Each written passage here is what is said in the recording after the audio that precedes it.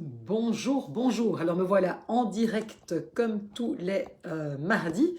Là, je vais regarder si j'ai bien mis, voilà, parfait. Et je vais voir si je suis bien en direct donc sur ma page Facebook. Pour celles et ceux qui me rejoignent, soyez gentils, mettez-moi un petit pouce. Voilà, je vois que je suis en direct. Mettez-moi un petit pouce si vous m'entendez. Donc comme tous les mardis, comme je le disais, je suis en direct à 13 heures pour vous partager voilà, certaines choses.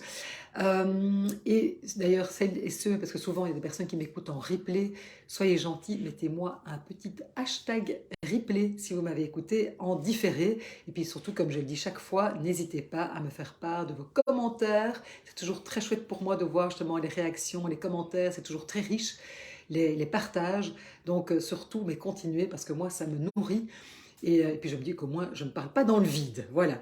Alors, aujourd'hui, en fait, je voulais vous parler des émotions, mais peut-être ici justement de nos émotions agréables. Alors, c'est vrai que je vais faire une petite incise pour celles et ceux qui me suivent depuis un certain temps. Vous savez que je suis voilà, une grande adepte de la mindful self-compassion. Donc, c'est la méditation en pleine conscience, mais autocompassion. Hein, et c'est vraiment quelque chose qui m'aide énormément justement pour faire face aux émotions difficiles. Ça a été voilà, une très très grande ressource pour moi, que d'ailleurs j'ai toujours beaucoup de plaisir à partager. Et d'ailleurs à ce sujet, mon amie Catherine Bale, qui est justement instructeur, enfin ou instructrice, je ne sais pas comment on doit dire, justement de MSC, recommence un cycle au mois de septembre. Je sais qu'elle va faire une séance d'infos et vraiment s'il y a quelque chose que je vous incite à faire, j'en parle beaucoup d'ailleurs avec les personnes que j'accompagne, c'est vraiment quelque chose que j'utilise tout le temps, que je partage, et donc il y a moyen de pouvoir s'initier donc à cette pratique qui vraiment est terriblement utile. Et donc je vous mettrai d'ailleurs le lien vers la soirée d'infos dans les commentaires.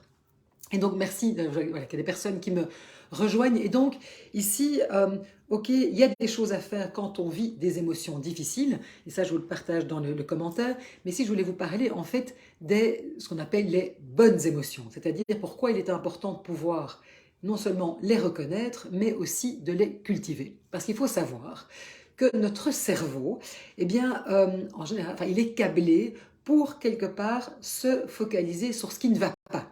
C'est-à-dire qu'on est câblé comme ça. Alors c'était, je veux dire, au départ, c'était très important, c'était fait exprès, c'était une question de survie pour que justement on ne se fasse pas manger, j'ai envie de dire, voilà, par les prédateurs, etc. Mais donc c'est resté, c'est-à-dire qu'en général, qu'est-ce qui se passe? Et j'aimais bien, c'était d'ailleurs mon amie Catherine qui utilisait cette expression, qui dit oui, le désagréable s'accroche à nous. Ah ben voilà, je vois. Bonjour Véronique, et voilà, bienvenue. Et si tu n'hésites pas à réagir, d'ailleurs, si tu as des questions ou quoi, je peux voir les petits commentaires.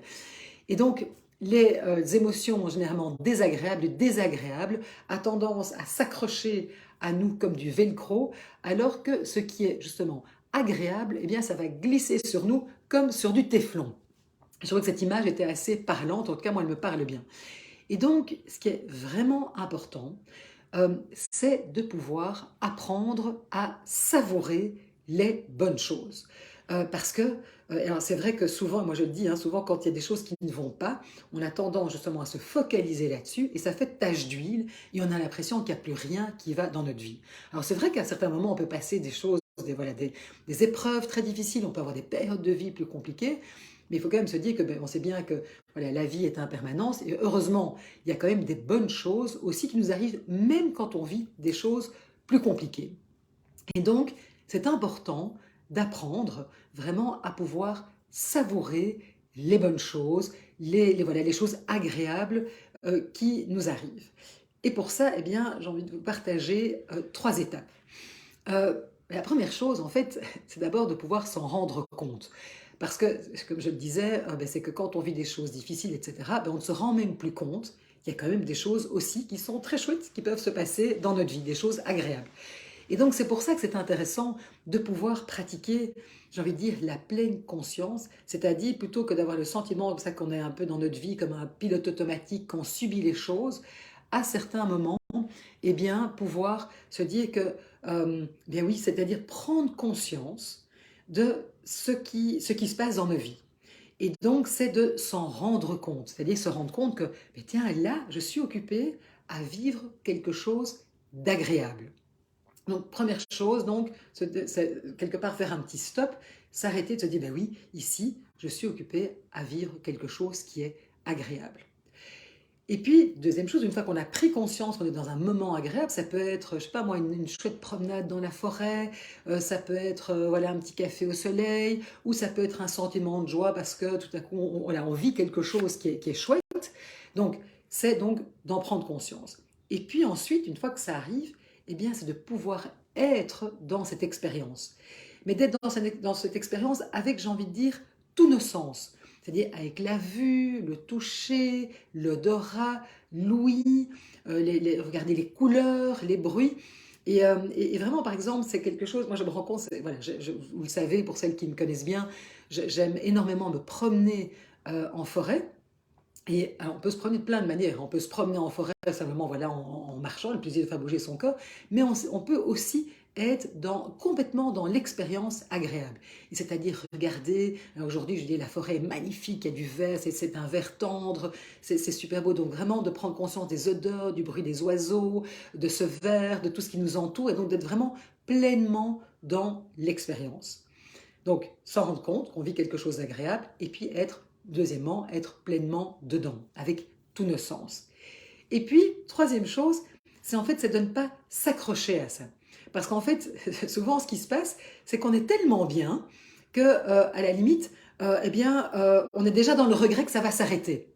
Et donc, du coup, évidemment, qu'est-ce qui se passe? Mais ça, que ça gâche l'expérience agréable qu'on est occupé à vivre. Hein, typiquement, on est en vacances, ça se passe bien, c'est super chouette, et on est déjà dans l'idée, ah mon Dieu, ça va se terminer. Et donc, finalement, comme on est dans le fait de se dire que ça va se terminer, que cette expérience agréable va se terminer, et en fait, j'ai envie de vous dire, mais vous savez quoi, toutes les expériences agréables, à un moment se terminent, mais la bonne nouvelle, c'est que, mais voilà, ça va, ça vient, mais du coup, on ne profite plus du moment présent. Donc, c'est vraiment, voilà, c'est trois étapes. Hein, c'est s'en rendre compte, être totalement dans l'expérience et puis ne pas s'accrocher à ça parce qu'on est tellement bien qu'on n'a pas envie que ça parte. Ben non, on sait que ça va s'arrêter, mais donc profitons pleinement du moment présent. Alors, il y a un petit truc hein, qui est le RER, c'est-à-dire reconnaître, embrasser, c'est-à-dire vraiment être complètement dans l'expérience, et puis relâcher, c'est-à-dire se dire que, ben oui, toute bonne chose a une fin. Et sachez que vraiment, si vous le faites, et si je vous incite vraiment à pouvoir vous connecter aussi aux chouettes choses qui se passent dans votre vie, de les savourer, eh bien, pourquoi? Parce qu'en fait, quand on les savoure, eh bien, ça augmente notre bien-être. Donc, en fait, on se fait du bien. Et donc c'est pour ça évidemment, donc c'est pour ça que c'est important de cultiver la gratitude. Et c'est un exercice que je fais faire d'ailleurs aux personnes que j'accompagne, c'est vraiment de pouvoir en pleine conscience cultiver cette gratitude et d'autant plus dans les moments peut-être difficiles qu'on peut traverser parce qu'il y a aussi des chouettes choses qui se passent. C'est peut-être des petites choses, hein, mais ce sont des petites choses par rapport à voilà, ce qu'on vit, la vie par rapport à soi-même et c'est de pouvoir les cultiver. Et par exemple, une façon de le faire, c'est d'avoir, alors on peut avoir soit alors un cahier de gratitude, c'est-à-dire voilà, noter toutes les choses pour lesquelles voilà, on a de la gratitude, mais ça peut être des choses toutes simples. Hein. C'est comme moi tout à l'heure, là entre deux consultations, eh bien, je me suis pris une petite tasse de thé sur les marches de mon escalier au soleil. Et voilà, j'ai laissé ce soleil voilà, caresser ma peau, j'étais là, je savourais voilà, ma petite tisane, voilà, délicieuse, bien chaude, avec mes mains sur mon verre, avec ce soleil qui gentiment venait me caresser le visage, et ça m'a fait un bien fou. Et donc c'était vraiment pour moi, c'était un moment de gratitude pour cette petite parenthèse que je me suis accordée dans une journée qui est vraiment assez trépidante. Et donc, c'est vraiment pouvoir, donc, comme ça, et là, il y a une chose, c'est bon, par exemple, on peut avoir un cahier de gratitude, donc c'est un endroit où on peut noter toutes les choses pour lesquelles on a de la gratitude, mais ça peut aussi être, par exemple, tous les jours, tous les soirs, à la fin de la journée, c'est noter, c'est les fameux trois kiffs, c'est-à-dire trois choses pour lesquelles on a de la gratitude. Et ça peut être des choses de nouveau, ça peut être des grandes choses, comme ça peut être des petites choses. Hein. Ça peut être un chouette moment passé avec un de nos enfants, ça peut être le coup de fil d'un ami, ça peut être, comme je disais, un petit moment au soleil, ça peut être la lecture d'un chouette bouquin. Donc, les choses pour lesquelles on a de la gratitude. Et ça, c'est même quelque chose que vous pouvez faire si vous avez encore des enfants à la maison, des adolescents.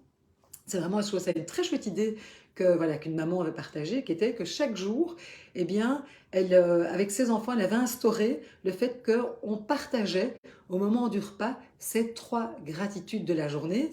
Et du coup, ça permettait en fait quelque part d'être beaucoup plus pour ses enfants, ça les avait habitués à faire ça depuis tout petit, de pouvoir les mettre en fait dans une attention en fait à ce qui se passe. Parce qu'on le sait bien, on a un peu tous tendance, enfin souvent à vivre un petit peu en pilote automatique et donc finalement à ne plus se connecter à ce qui nous habite et donc pouvoir à un moment en conscience justement se connecter voilà, aux chouettes choses qu'on peut vivre eh bien, dans sa vie. C'est une manière de pouvoir en prendre conscience, de pouvoir les savourer et de pouvoir justement avoir de la gratitude pour ça. Donc voilà, cette petite chose toute simple que j'avais envie de vous partager aujourd'hui. Dites-moi, voilà, si je serais vraiment intéressée de voir si, voilà, que vous soyez peut-être attentif à savoir si ça vous a ouvert peut-être une petite porte hein, pour commencer à pratiquer justement dès aujourd'hui, dès maintenant. J'ai envie de dire cette gratitude et de pouvoir cultiver les bonnes émotions. Parce que comme je vous le dis, et on ne doit pas s'en vouloir, c'est que naturellement, on va avoir tendance à s'accrocher à ce qui est plus difficile. Or, il y a plein de belles choses aussi qui nous arrivent et comment en prendre conscience et les cultiver parce que, en fait, en faisant ça, on se fait du bien. Et c'est ça l'idée. Voilà, donc n'hésitez pas à me partager justement peut-être vos expériences, vos difficultés.